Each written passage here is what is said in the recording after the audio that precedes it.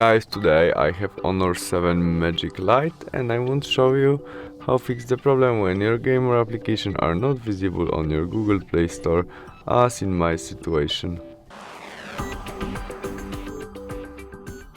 When you have the same problem as mine, go back to the main menu of your Google Play Store, tap on 3 dots on the right corner and choose Settings option.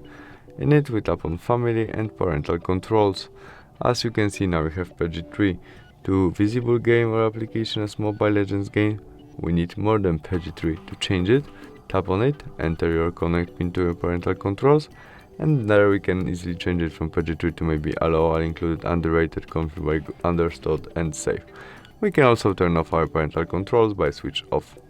And we can go back and try search Mobile Legends games again, which is visible right now, and we can easily install it.